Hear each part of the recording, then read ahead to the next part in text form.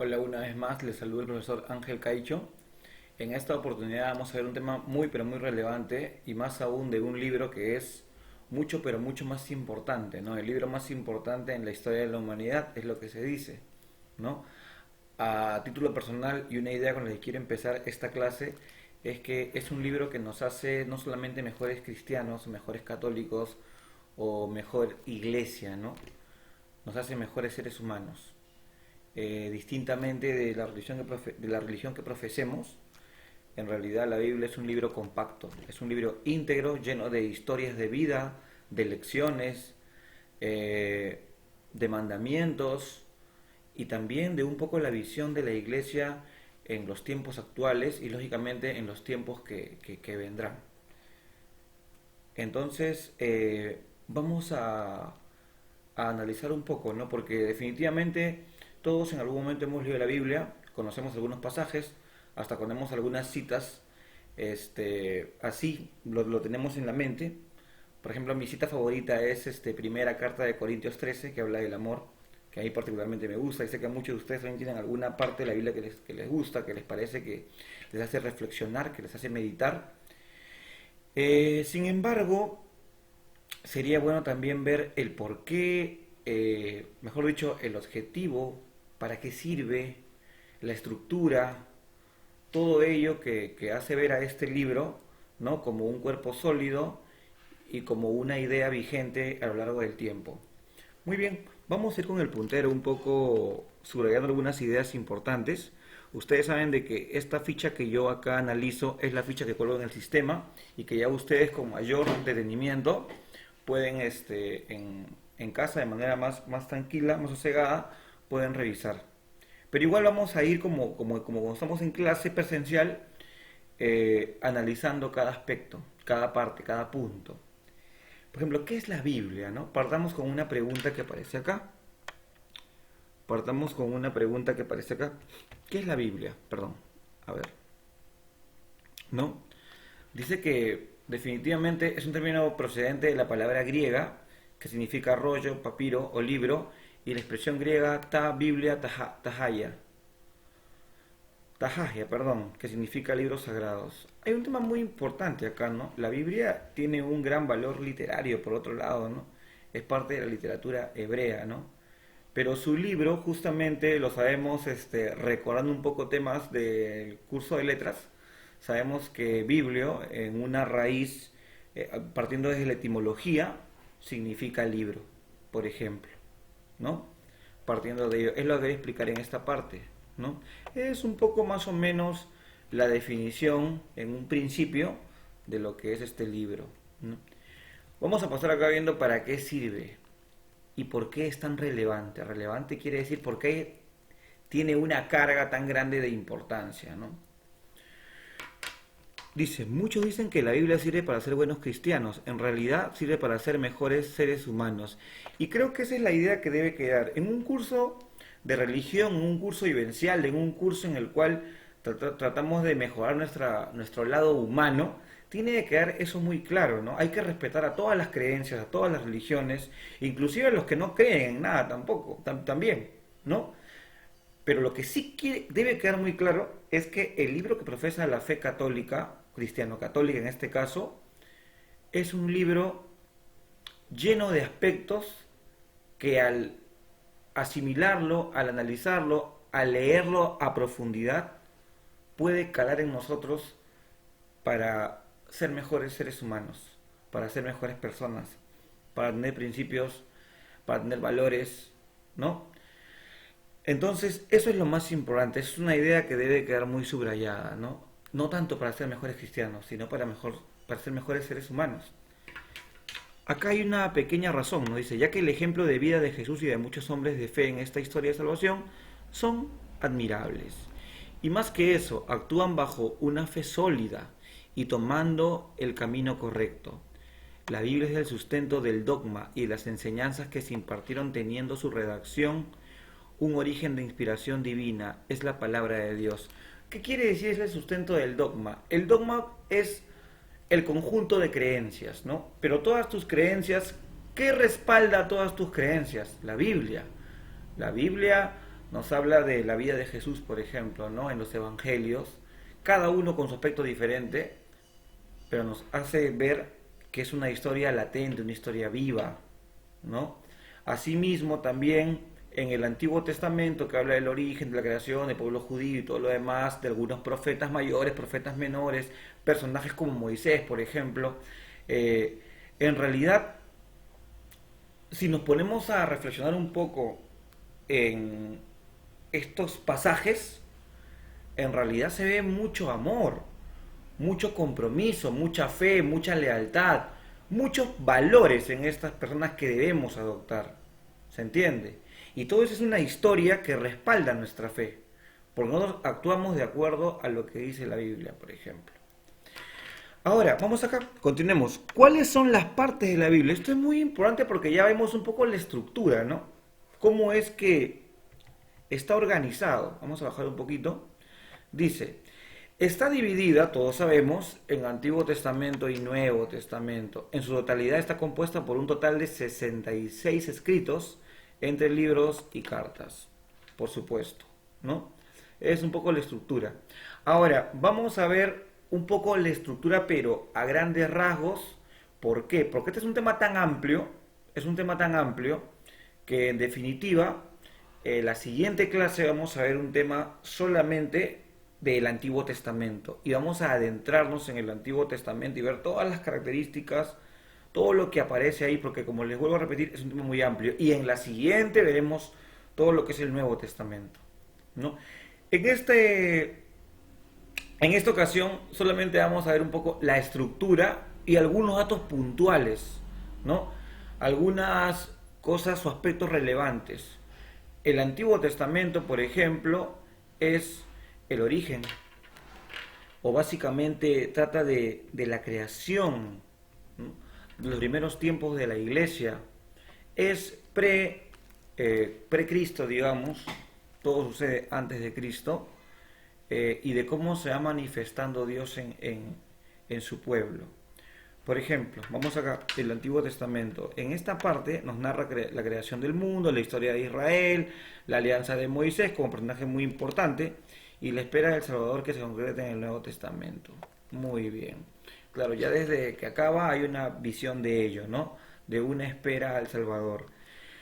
Pero hay un aspecto muy importante, ¿no? Tengamos en cuenta la creación y la historia del pueblo de Israel, ¿no? Moisés, hace poco hemos estado en Semana Santa y ustedes han visto de repente las películas o los documentales o los informes de Moisés, que es un personaje muy importante, ¿no? En el que Dios confía más que en cualquier otro personaje para que guíe a su pueblo. Vamos a ver entonces que también el Antiguo Testamento está formado por un conjunto de 39 libros, ¿ya? 39 libros. Por lo tanto, también hay una división de 5 secciones, que está acá. 39 libros y 5 secciones. Muy bien, creo que algo se movió acá. A ver. Vamos a ver un momento, por favor. Un momento, a ver. Voy a pasar. Ya, ahora sí, excelente. Continuemos entonces con la clase. Vamos a ocultar. Ahora, esas 5 secciones, lógicamente está conformada por Pentateuco, que es o son los libros de la primera parte, los 5 primeros libros, ¿ya? Cuya autoría se atribuye a quien fueron los principales personajes de la Biblia, ¿ya? Recordemos también que es un aspecto o tiene un valor literario muy fuerte, porque digamos que hay una literatura épica en todo el Antiguo Testamento y lógicamente este libro es un libro cumbre de la literatura hebrea, por otro lado, ¿no? O mejor no por otro lado, son aspectos muy esenciales. Dice que está dividido en 5 secciones. Vamos a subrayar nuevamente, vamos a volver acá, ¿no? En 5 secciones. Y por un lado decir el Pentateuco, por otro lado hay libros históricos, en los que aparecen personajes tan importantes como Moisés, por ejemplo, ¿no? Que tiene toda esta épica. Por otro lado, por ejemplo, tenemos también libros poéticos y acá justamente hay una carga muy importante de poesía o del género lírico que ustedes conocen, ¿no? Y por ejemplo, dice acá, está caracterizada casi en su totalidad por las más hermosas figuras literarias y también por poseer un contenido cuya impactante de sabiduría. Un contenido, un contenido impactante de sabiduría. Acá hay un pequeño error, disculpen. Ya vamos a borrarlo ahí. Un contenido lleno de sabiduría. Claro, caso de los salmos, por ejemplo, en la Biblia, eh, que en realidad tienen bastante carga poética y bastante sapiencia del mundo. Por otro lado están los libros proféticos. Esta sección del Antiguo Testamento agrupa la mayoría de las acciones que ejecutaron los profetas. Se divide a su vez en dos grandes secciones, atendiendo principalmente a los extensos de los documentos escritos. Ojo, vamos al tercer libro. Estamos viendo a grandes rasgos y viendo la organización. Muy bien, vamos al cuarto libro, Profetas Mayores.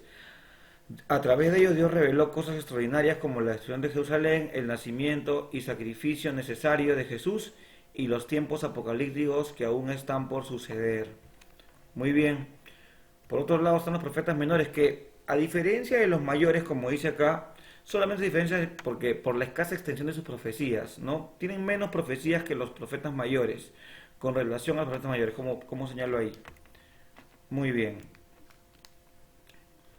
Vamos a continuar acá. Entonces, tenemos la división siguiente, muy importante. Tenemos acá en Pentateuco, en libros históricos, libros poéticos, profetas mayores, profetas menores. Repito, ¿no? Pentateuco, libros históricos, libros poéticos, libros proféticos, mayores, menores. Muy bien, o sea, tenemos una división de 5 aspectos, muy importante.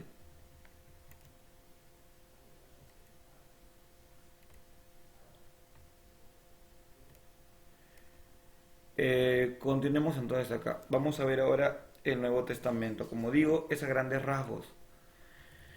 El Nuevo Testamento. A ver, tenemos acá.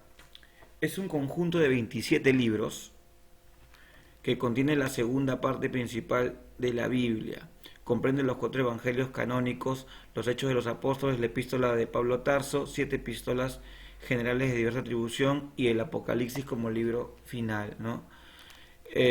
Acá, como bien señala, un aspecto muy importante es que son 27 libros, ¿ya? Y aquí básicamente sí se centra en la vida de Jesús, ¿no? Resulta tal vez muy importante como piedra angular del Nuevo Testamento los evangelios, ¿no? Que los evangelios todos, por ejemplo, Lucas, Mateo, Marcos, Juan, todos son lo mismo.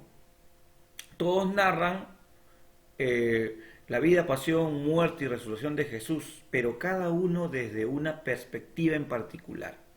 Cada uno desde una perspectiva muy, muy personal, ¿no? Desde su óptica, ¿no?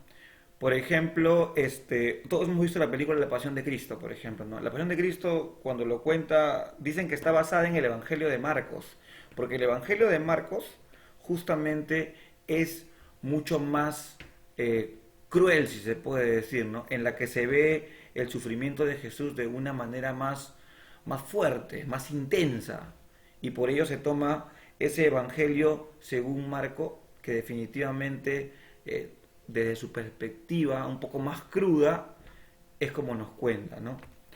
Acá están, los evangelios son 4 y están narrados de diferentes perspectivas en las cuales se perciben las acciones y predicación de Jesús.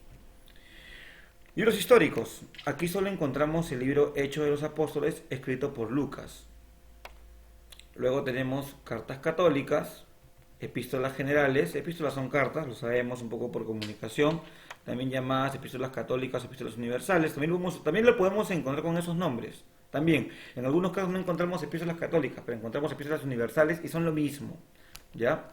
Son libros del Nuevo Testamento en forma de cartas en orden de aparición en el Nuevo Testamento. Las epístolas generales son epístola de Santiago, primera epístola de Pedro. Bueno, estamos tocando grandes rasgos. Luego de esto haremos un pequeño trabajo de ello. Cartas Paulinas se llaman así porque son cartas, epístolas escritas por ¿quién? Por San Pablo, por eso que reciben el nombre de Cartas Paulinas. En total fueron 13 cartas escritas con su puño y su letra.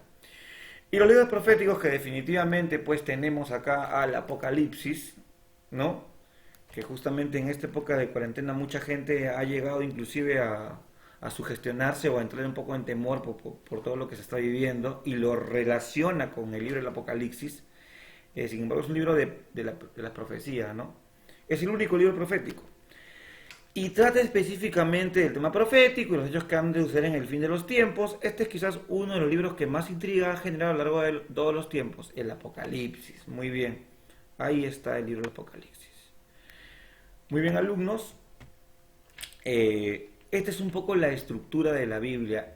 Para concluir, así como dijimos en un momento que es un libro que nos hace mejores seres humanos y demás, también podemos decir que es un libro de fe, un libro de compromiso y un libro de amor. Vuelvo a repetirlo, porque creo que eso debe quedar muy claro. Un libro de fe, de compromiso y de amor, ¿no? Por todo lo que nos narra, por todo lo que nos cuenta.